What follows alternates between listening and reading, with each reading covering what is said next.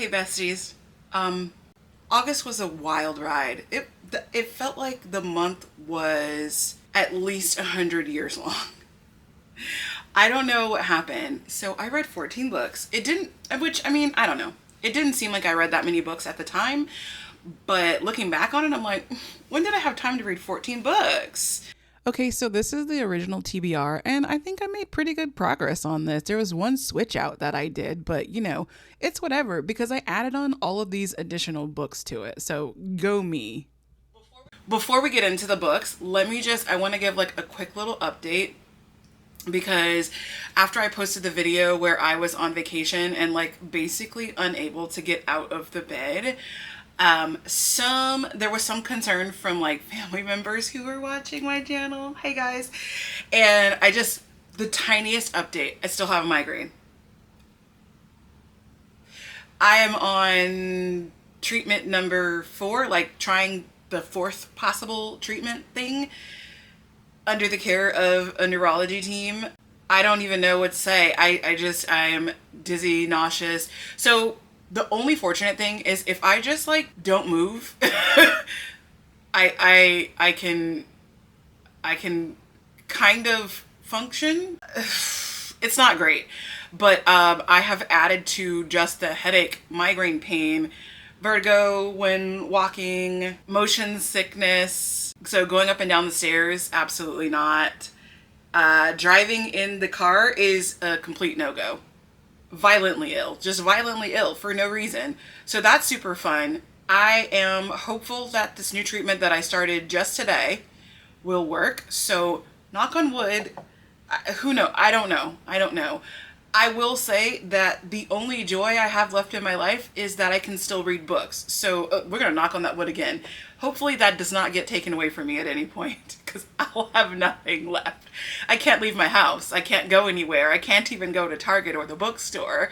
All I can do is read, which is not like terrible, but like I want to do other things too.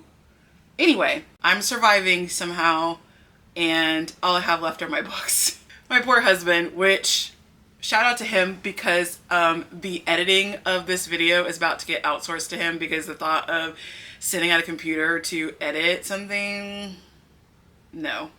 So good luck to him. I'm gonna try my best not to make it difficult to edit. So that's out of the way. Let's talk about the books that I read in the month of August. I have my notes here because I have everything on my iPad these days. This is how I function. The first book that I read in the month of August was 7 Days in June by Tia Williams. I feel like I read this such a long time ago. I can't believe that this was August when I read this, but it was. We got our signed copy. First of all, I rated this at 3.5 stars. This was a good read. I liked it. The problems that I had with it were not bad problems. They were me problems. I feel like we sure took the long way around to get home in this one. And I was forewarned that Tia Williams likes to do that. She likes to hold your hand and walk you all the way through the park to get home instead of just going the direct route. Fine. That's fine. I don't know if it was what I wanted or needed in the moment. It's not an actual problem. It just was a me thing, right? That being said, I really liked the story. I really liked the characters. I do like to go into my books somewhat blind, so I was completely caught off guard by the depth and the heaviness of this story. I just wasn't prepared for it to be as heavy as it was. I did appreciate though that the romance wasn't just like a light and fluffy romance like, oh, there's no real substance to it. It's like, oh, we met and it's cute and we love each other, now let's get married. Like, I appreciate there was like something to the romance and not just a third act breakup. Like, not just that. Like, there was stuff to the romance itself, So I just think that you have to be ready for it. So the prompts that I use this for in the hardest reading challenge you'll ever do, Herkyed, I used it for the last 10 years. So this was published in 2020. And I use it to meet the disability rep because of one of the characters suffering from chronic migraines. Like me, I did not know that before I went into the book, nor did I know that I was going to have a migraine when I started reading the book. Those things just kind of coincidentally happened at the same time. Anyway, Reading this book earned me 7 Herkid points. Before I go on to the next book, there's one thing that I want to mention that is just if you're following along on the Herkid journey, which not everybody is, but if you are, on the last video I gave you my points total, which I had earned 51 points in the month of July. I later came to realize like I'm not crediting the books with 2 prompts each, and I don't even know why. Like some I just wasn't thinking about the book or thinking about where else it could credit. So I have since gone back and credited some of those books that only had 1 prompt to them. Actually all of them. So now all of them have 2 prompts that they've met. And mostly that was either the publication year or the number of pages that were read. Am I making sense? Yeah, the by the hundreds challenge or the cover color. That one. This is why I said I'm struggling. I have a migraine. It is so hard to think of like little simple things, okay? Struggling. Anyway, so that is all amounted to an extra 10 points over last month. So I technically ended last month at 61 points. So anyway, so now add 7 points for 7 Days in June. All right, so after that, I read All the Colors of the Dark by Chris Whitaker. I read this on my Kindle. 5 stars. 5 stars. This one was another long way around sort of book, and the journey was 100% worth it. Like I would take the journey again. The characters were as heartwarming as they were tragic, particularly Charlotte. She was my favorite character, I'd have to say. I felt that the author painted the setting in such a thoroughly beautiful way that it was easy to forget that a lot of these characters are just doing bad things. I just was so immersed in this book, and I'm immediately trying to read another one of his books, specifically eyeballing We Begin at the End, because it just takes such skill to write this way, to make you forget that characters are doing bad things and want to be immersed in it with them. So I don't even know what more I could say about this book. It is about so many things. It is about so many dark, deep things. I don't really want to give a synopsis of it because it's just, it felt like such a good book to read blind. You know what I mean? Okay. So for this book, I used it to meet the by the hundreds prompt. It had 597 pages in it, so it met the 500s prompt for Herkid. And then I also used it to meet the disability rep prompt, and that is because one of the characters has, let me check my notes on how to say this, anophthalmia. That is that they were born with only one eye, so the other eye was underdeveloped or not like the eyeball tissue was like not there. So one of the characters has that, so I used that to meet the disability rep, and it earned me 4 Herkid prompts. I don't know what I'm doing with the leaning forward. I don't know. Sorry about that. All right, moving right along. Then I checked out The Incandescent by Emily Tesh from my library. I do not have the physical copy anymore because I returned it so somebody else could read it. But I gave this 4.5 stars. Loved it. It was everything that I needed it to be. It was really giving me like Naomi Novik's Deadly Education, but from the adult perspective. And now suddenly Fourth Wing makes a lot of sense. The adults are unhinged. They have no idea what's going on. They need some supervision themselves. That is my takeaway from this book. It is an academic fantasy. I don't know I guess you can call it dark academia. It was on the lighter side of dark, but it was dark academia, I guess. What else can I say about this book? There was a love story, but it wasn't too crazy. It was the fantasy elements were, I feel like it was just like so well balanced between fantasy and the love story and just the character development.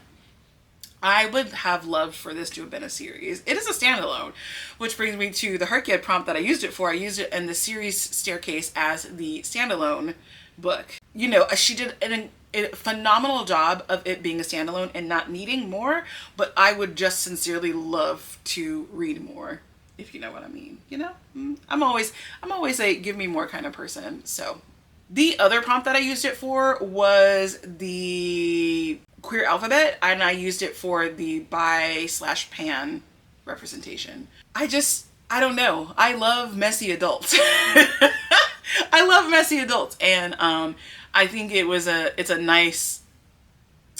a nice way to look at academia from the adults, like fantasy academia, but from the adult perspective instead of like, you know, your traditional sort of look at it from the student's perspective. So, oh, and that earned me 1 Herkiad point. Then I listened to The Library at Mount Char for one of my pulled prompts, which was that it needed to be published in 2015.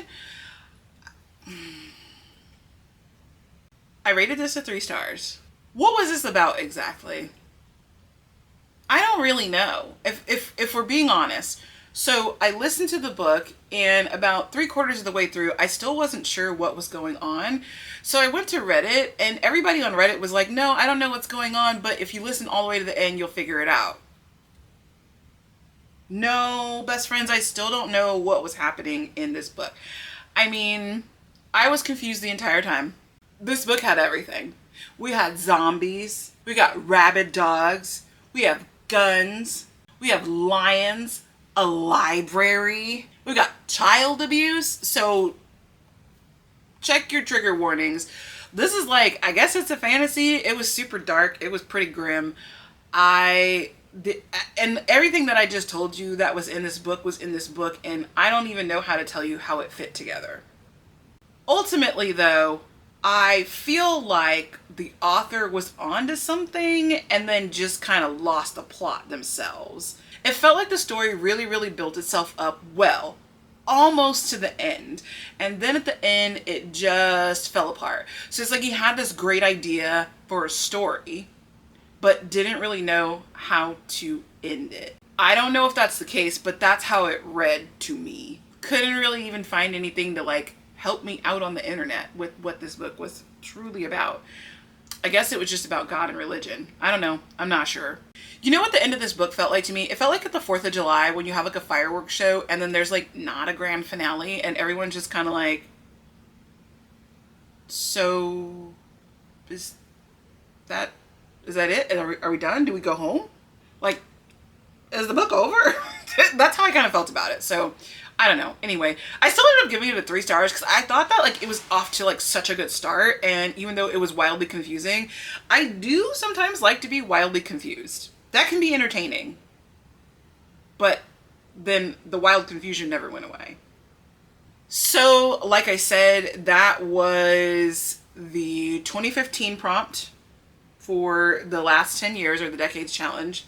I also, like, there were so many other things this book could have counted for in the prompt land, and I debated it because I was like, I could have used it for other creatures, for God or zombies, etc. But I end up using it for zoo animals, and I used lion because there's a lion or a couple of lions in here that were pretty central to the storyline. So that's what I ended up using it for. This earned 0 points though, so moving on. Then I read main characters, and you see that as main like this state. So I read this to fit the Herkiad prompt of a book with a punny title. And it did have that. I'll give it that. I gave it 3.5 stars. It was cute. She increased my desire to go to Maine. Now that we're in fall, it seems like the perfect time to go to Maine. I'm sure that's like a completely original thought that I'm having right now. Like, I'm sure everybody's like, oh, it's fall. Let's go to Maine and play in the leaves and find a small town. Sure. It increased my desire to go to Maine. Anyway, there were some family dynamics in this book. And one of the main characters, you see what I did there? One of the main characters definitely needs to go to therapy. I mean, her levels of hypocrisy are just at like, I've never seen anything this crazy. There's, you know, there's like infidelity, and it's really the crux of the story is like there's these two sisters who don't know that they're sisters. Like, one of them knows that they're sisters, but the other one doesn't. And then dad dies, and that's how they meet at the family cabin in Maine. And the one who does know about the other sister is like, yeah, girl, I mean, here's the thing. And the one who never knew about her was like, I mean, I kind of knew about you, but like, I just never could really get any answers from Dad. And then like the whole thing is weird. Like they have this whole weird like summer together, and I'm like, I don't know. I like the story. I liked the setting. Some of the side relationships just kind of took me for a loop.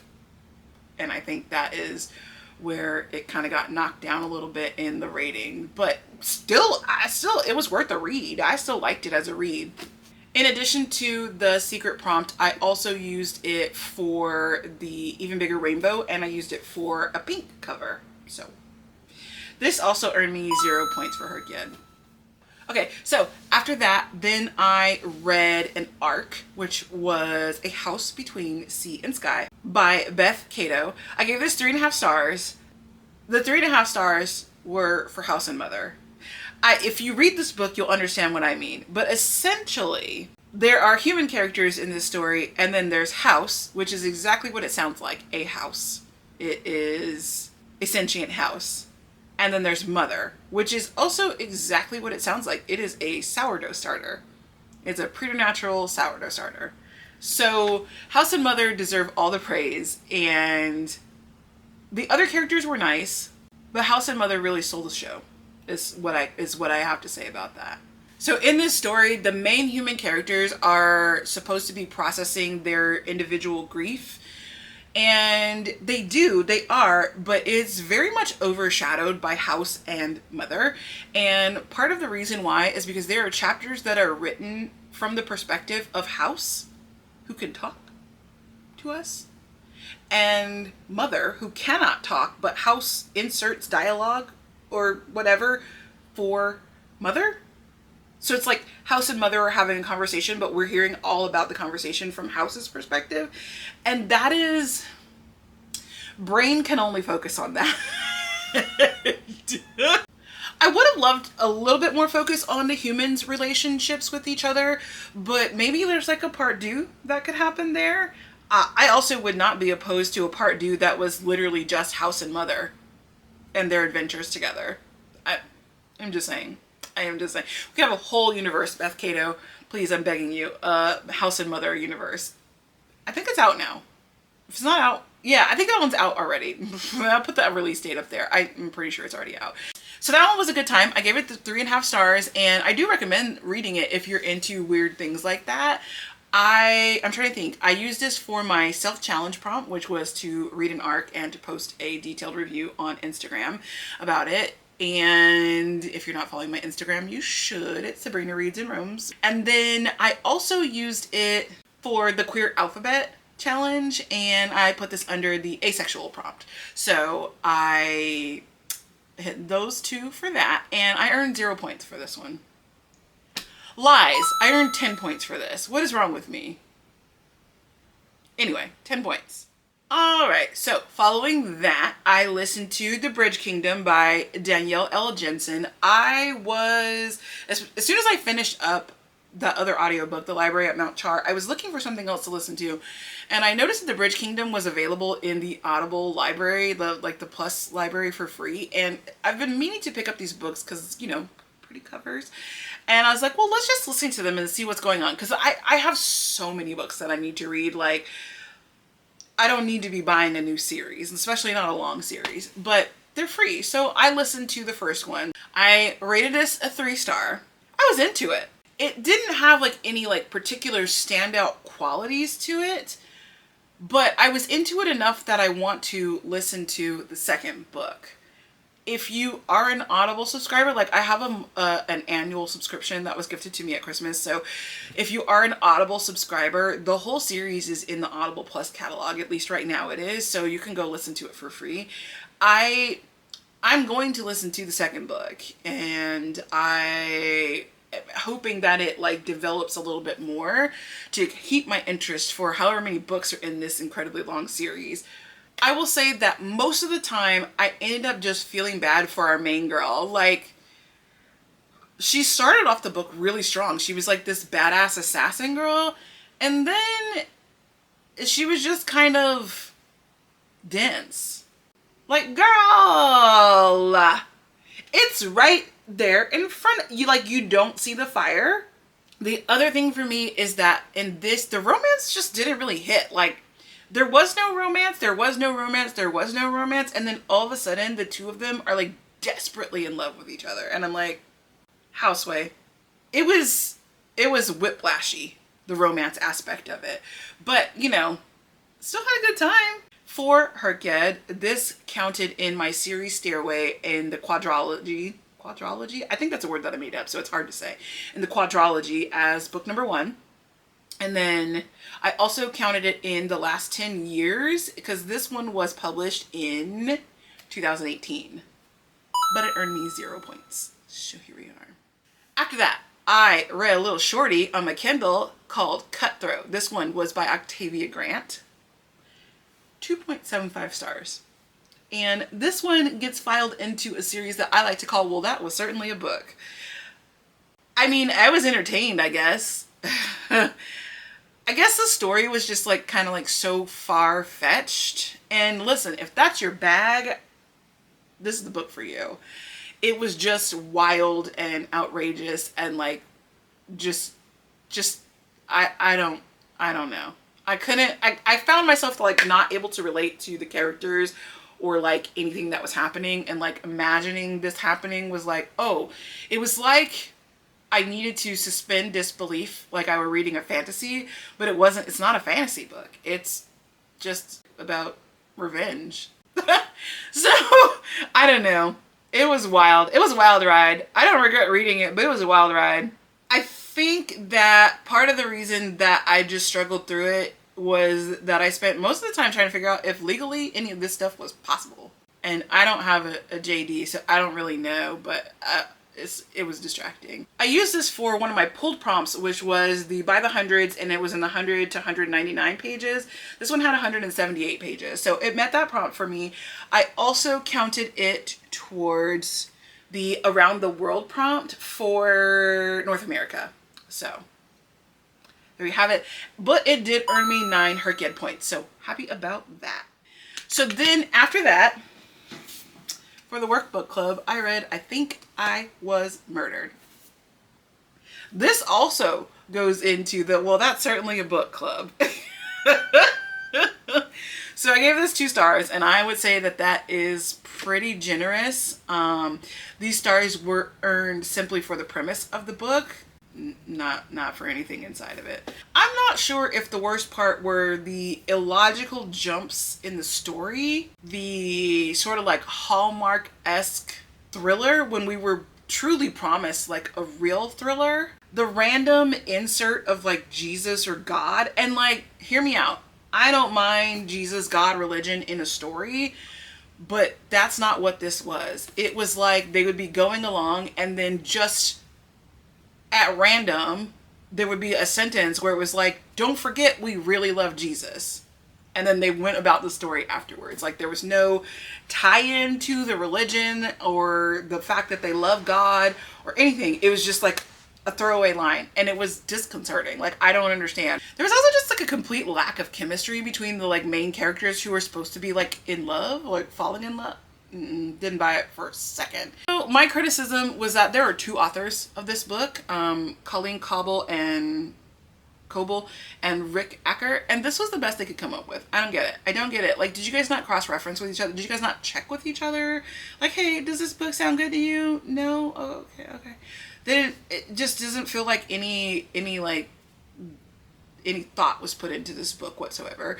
So I hate to be so critical, but it was a bad read. Like I said, we read this for the workbook club, and it's a book about AI, and someone was like, I think the book was written by AI. Never mind that there are 2 authors on the cover. And I was like, that's probably the most poignant observation I've heard about this so far. So for Herked, I was able to fit this in my pulled prompt of a cover colored for the Rainbow Challenge in the color blue, obviously. I also used it in my Make a Quote Challenge for the word I. So my quote is from What Little I Read. So I used it for the I, and it earned me 0 Herked points. I'm seeing a trend. So kind of when the books are blah, meh, I'm getting 0 points out of them. When the books are good, I'm getting a lot of points out of them. That is an interesting, I want to see if that holds up throughout the months. It's an interesting observation. Then, on my Kindle, I read The Note by Alifair Burke, 4 stars. This book is a thriller, mystery, whodunit situation between frenemies who go down to, where are they? They're not in Martha's Vineyard, but you know, like one of those places, like off of New York, the Hamptons, I don't know. They go to one of those places together and like things start happening and you're like, who did it? Who did it? This gave me a good goose chase. Now I will say that I guessed the thing kind of early on, but then it like took me around the way where I was like, wait a minute, is that the thing? Or is it something else? So it gave me a good goose chase, even though I was able to figure it out early on. There was one part of the book where I was like, really? Oh, that's convenient. But other than that one part of the book, like, it was a good read. For being 450 pages, it did not feel like it was that long. It read really fast. So kudos to Alifair Burke for that. I think I need to read more from this author. I enjoyed myself. So I could see why it was such a long wait at the library. And she does have a number of books that are available in Kindle Unlimited. So I'm probably going to have to tap into her in, you know, coming months.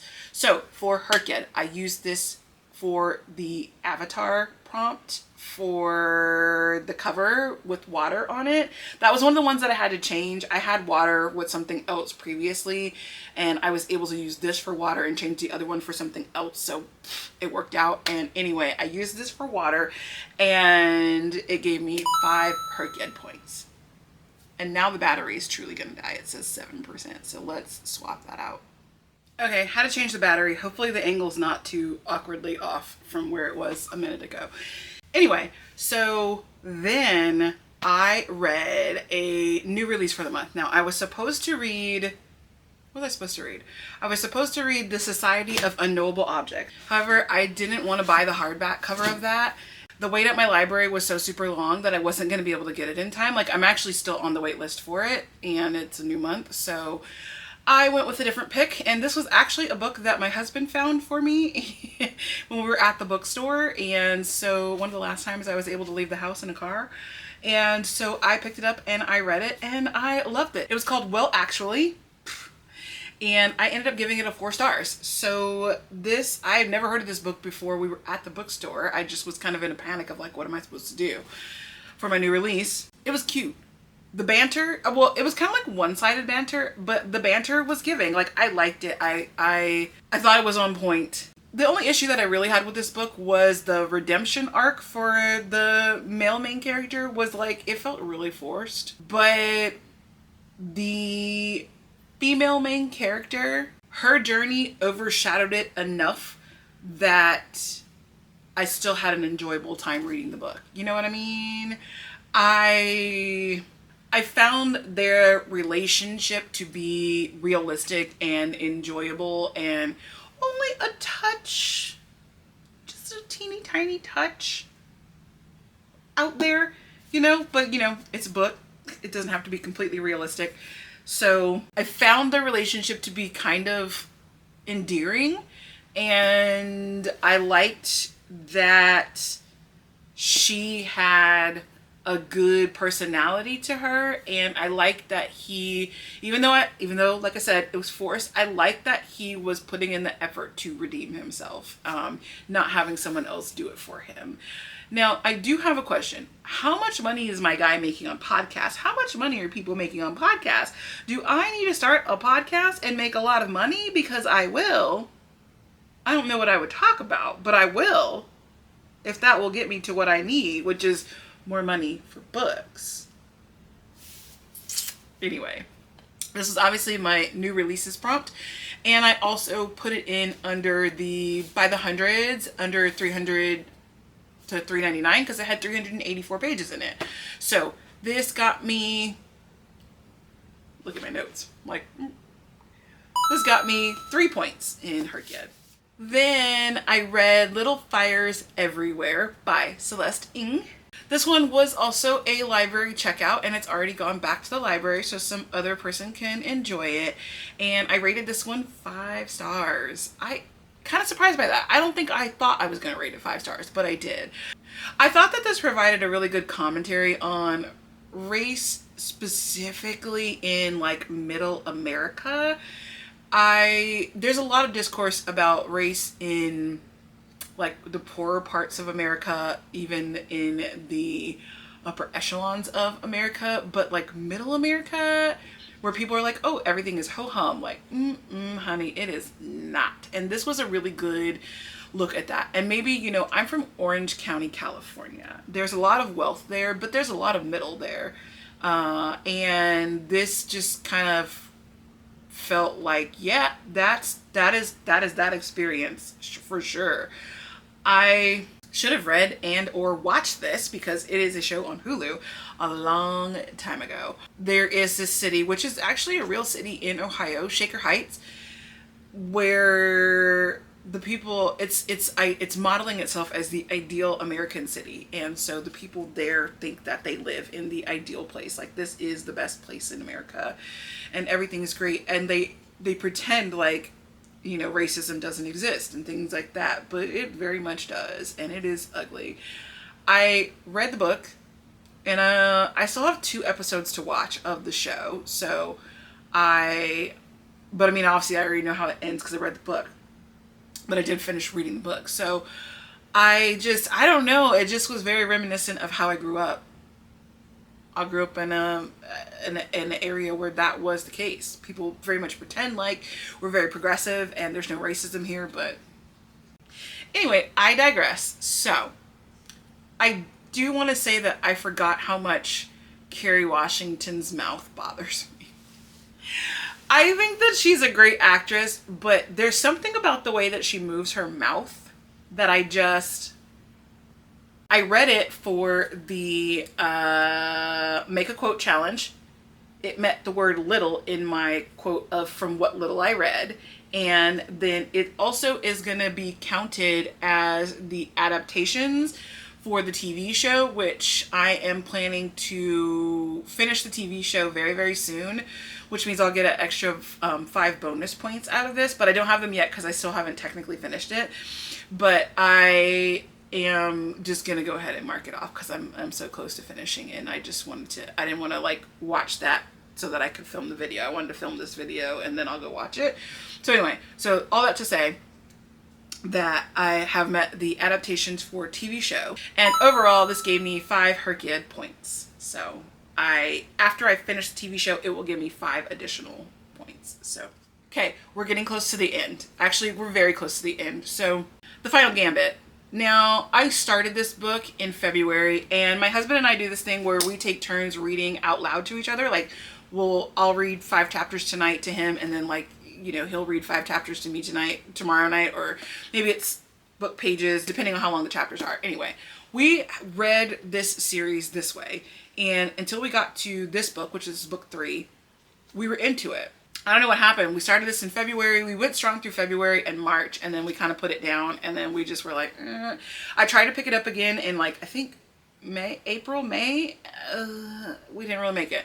I was like, I am determined to finish this book. Okay. So I did. I picked it up on like the 30th and the 31st, and I just plowed through it. Nope. That's a lie. I picked it up on the 31st and I plowed through it. Okay.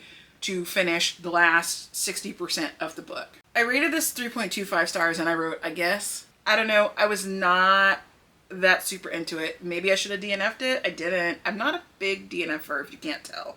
I just like to punish myself. It's not even punishment. It's that like I have this like, oh my God, I need to finish it. Like I need to know. Like if I don't know, like I'm gonna pass out. So I made myself finish it. Whatever, it's over. I think the issue for me is, okay, so obviously it's YA, and maybe that's the problem, is that I'm not a YA reader, and I think I'm kind of coming around to that, unless it's like a YA fantasy maybe. But I think the true problem is that the characters are too one-dimensional for me. So like they'll have a character trait and that's it. There's nothing else to this character. And their like growth arc doesn't happen. They just are still that character. Like one character is like, I'm the silly goofy one and nothing else happens. I'm the sullen one and nothing else happens to that person. Even the actual sullen one like kind of grows and is not sullen anymore, but he's not. That's not what happens. He just says, "Oh, I'm over it now." That's it. There's no actual growth happening on screen. So I don't know, and maybe that's okay for YA, for people who are actually in the lower ends of the young adult range, like age-wise, and maybe that actually is okay for them and that reads really well to them. Maybe I'm just too old for that. It's all right. It's not everything is for everybody. And so, yeah, I think it was just the beating to death of it that I couldn't do it anymore. And so I had to plow through to finish it. It's finished. I got it off my list. And I won't be continuing on with this series. I know there's like a fourth one and she set it up really well at the end, but I'm so uninterested in it. Just don't care. And unfortunately, it's kind of turned me off to the rest of her books. And everyone loves her books. Like, they're a huge hit. And I'm like, oh, really? Okay. So, but that's okay. That's all right. I didn't read this for her kid. I started this in February. I just needed to get it off my currently reading shelf and off of my living room table. That being said, there was one more book that I read in the month of August, you guys. Blood Over Brighthaven by M.L. Wang. Have you read this book? Have you read Blood Over Brighthaven? I immediately want to read it again. 6 stars. 6 stars.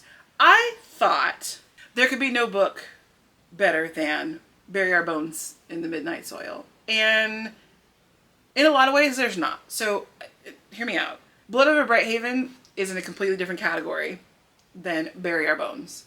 Blood Over, this book, the thing is, oh my God. The thing is, I can't even coherently put my thoughts together about this book. It was so phenomenal. Here's what I want to say about this book. Because I'm telling you, it is so hard for me to even just like the whole book. I'm like, it's a dark academia and there's a lot of racism, xenophobia, you know, those things going on. Of course, our main character, Sayona, she is essentially a Republican white woman. You know what I mean. And I don't mean every white woman who votes Republican. I mean the brand of a Republican white woman. That's what I mean. And you know what I mean by that. So don't act crazy. She is benefiting from a system and she's like deaf, dumb, and blind to it. And when the facts of the horrificness of the system are presented to her in very plain, clear English, she's like, no, there's no fucking way. And it's like, bestie, yes, there is a way. Like, I'm showing you this is what happened. There's a point in this book where she is shown specifically the harm that is caused by a specific thing. Okay, I'm trying to be vague about this because I don't want like real spoilers.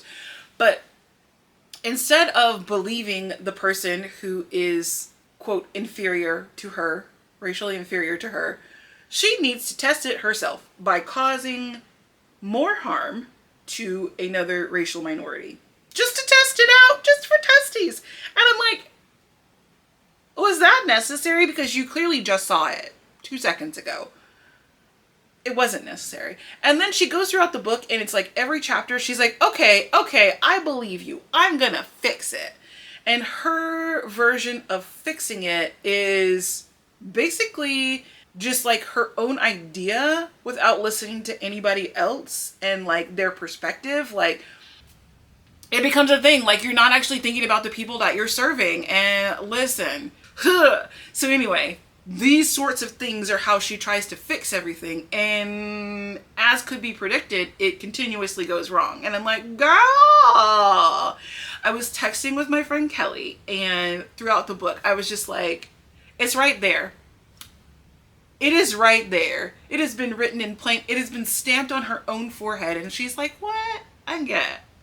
And it was so infuriating. And the way that M.L. Wang wrote this book and these characters, I want to strangle Sayona, okay? I want to strangle her. Like, I truly do. And yet I love this book. That is incredible writing. I've seen some criticism about this book and I'm not here for it. No, like, listen, it's fair to criticize the book, and I think that it's important to keep the perspective of the author is a person of color, and yes, this is a book about colonialism. All of these touchy sorts of situations, but I think it was expertly written, and I think what the point of it is that the book itself did not solve the issues. The book itself showed Sayona and her journey, I guess, to understand that it is okay to grow through it. You don't have to stick to it just because you said it once and now you know it's wrong, but you're like embarrassed that you were wrong. Like, it's okay to grow through it. It's really okay to move on, grow through it, and to accept criticism and to adjust your perspective. There was also a part of the book where it forces us to grapple with, is our intent greater than our impact, or is our impact greater than our intent, or are they equally weighted? Is a man who meant well but destroyed the planet equal to a man who meant harm but saved the planet? Is one of them better than the other? How will they be judged? See what I mean? Like, I am unwell. I am unrecovered from this book. So listen, anytime I say, oh, I'm a good times reader, and I'm not going to get too deep, it does get deep, y'all. I just try to keep it level. But this book got deep on me, and I am still thinking about it days later. So, you know, damn. What did I'm so off track. I'm so deep into this book right now. Okay. So, for Blood Over Brighthaven, right? 5 stars, which is because that's the most that you can give it on any of the rating apps. I used this to meet Q's reviews for a short review, and then I also used it for Become the Avatar for Fire. And for Q's reviews, I'll say absolutely agreed with Q, or if possible, I'd say it was better than Q said, but Q said it was incredible. So, and yeah, so like Fire on the cover for Avatar.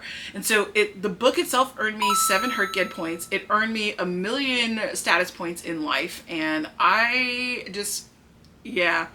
This is probably book of the year, and it doesn't knock Bury Our Bones down at all, because I just think that they're such diametrically different books that they both are just like kind of right there for me. Like, one is my good times read, one is my knock my socks off read, and like, yo, okay. So anyway, incredible, incredible, incredible. Blood Over Brighthaven, love, love, love. And this is probably not the last you'll hear from me about Blood Over Brighthaven. I'm so sorry if you have to continuously hear about this book from me, but it was that freaking incredible. So anyway, that is that. So 14 books for August. I earned a total of 51 points this month, which brings me to a grand total of 112 points in Herked. And here is my updated bingo card. You can see I am still steadily making progress. I have a couple where I'm starting to get close and I'm like, and I'm thinking, like, I wonder if it's going to take me a full 12 months to finish this. Obviously for the new releases part it will, and for Heritage Month it will, but like, I'm wondering if beyond those, like, I will have to take a full 12 months for this. I don't think I will, which will be exciting, fun, I don't know. So thanks for hanging out with me to listen to me yap about the books that I read in August. Felt like a lot. This feels like it was a really long video. I hope it wasn't too terribly long. If you will, like and subscribe. If you watch my channel, if you enjoy my stuff, just hit the subscribe button for me. Thank you. And I will see you guys in the very next video.